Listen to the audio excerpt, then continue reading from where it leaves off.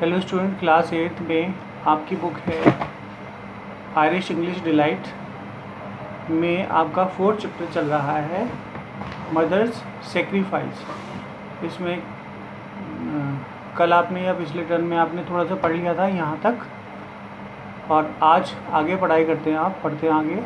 Parents sacrifice time and sleep to take care of their children.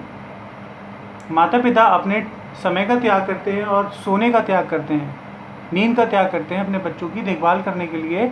While kids might sacrifice TV time, और बच्चे त्याग करते हैं अपनी टीवी का या टीवी देखने का, अपने पसंद के कार्यक्रम को छोड़कर अपनी मॉम डैड की हेल्प करने के लिए। This is beauty of law of sacrifice. यही नियम है त्याग का। Not only is it only path of achievement or goals. इससे न केवल हम अपने गोल पूरे करते हैं, but the path itself prepare to handle up the top. और शीर्ष पर पहुंचने के लिए भी ये बहुत ज़रूरी है, ऊंचाइयों पर, सफलता की ऊंचाइयों पर। Sacrificing not only gets you to your goal. त्याग से केवल आप अपने गोल प्राप्त नहीं करते, but homes and shape our your man along way, अपने चरित्र का भी निर्माण करते हैं। Failing to understand the law of sacrifice, नियम, त्याग के नियम अगर आप मानने में असफल हो जाते हैं, also leads to life restlessness and regret, तो आपको निराशा होगी अपने जीवन से और आपको अपने ही जीवन से शर्मिंदगी हो जाएगी। तो इसीलिए त्याग के नियम को समझना सीखिए। There is a story that tells, यहाँ से कहानी शुरू होती है।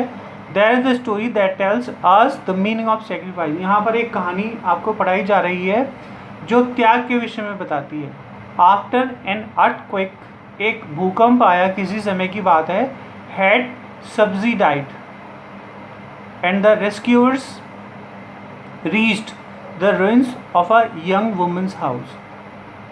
भूकंप आया और बचाव दल पहुंच जाता है एक महिला के खंडित घर की ओर, घर के तरफ, घर के पास। They saw her dead body through the cracks. उन्होंने देखे टूटे पड़े उसके घर के बीच में उस महिला की dead body. But her pose was something strange in that she was kneeling up, a person was worshipping. परंतु उसका जो दृश्य दिखाई दिया वो इस तरह से झुकी हुई थी कि किसी के ऊपर वो झुकी हुई थी जैसे पूजा करते हैं, किसी की मत्था टेकते हैं। हर बॉडी वॉज लीनिंग, उनका शरीर झुका हुआ था फॉरवर्ड, आगे की तरफ। And her 2 hands were supported by an object, और दोनों हाथ किसी चीज़ को संभाले हुए थे। The collapsed house had crashed her back and her head. The collapsed house, टूटा हुआ घर, had crashed her back, ने कुचल डाली थी उनकी पीठ, and और उनका सिर, टूटे हुए घर ने। With so many difficulties, बहुत सारी कठिनाइयों से the leader of the rescuer, बचाव दल का नेता, बचाव दल का जो मुखिया था, rescuer them put his hand through a narrow gap, एक छोटे से स्थान में अपना हाथ डालकर wall to reach the women's body, उस महिला के शरीर तक पहुंचता है। He was hoping that this could still be alive, और वे ये आशा करता है, बचाव दल का वो नेता ये आशा करता है, however, कि शायद वो महिला जीवित हो। However, the cold and stiff body, उनका ठंडा और अकड़ा हुआ शरीर, स्टिफ बॉडी, टोल्ड हिम, उन्हें बताता है that she had passed away for sure, कि वो निश्चित रूप से ये दुनिया छोड़ चली थी, वे अब इस दुनिया में नहीं थी। He and the rest of the team, वे और बचे हुए जो टीम के मेंबर थे, लेफ्ट दिस हाउस, ये घर छोड़ दिया, एंड वॉज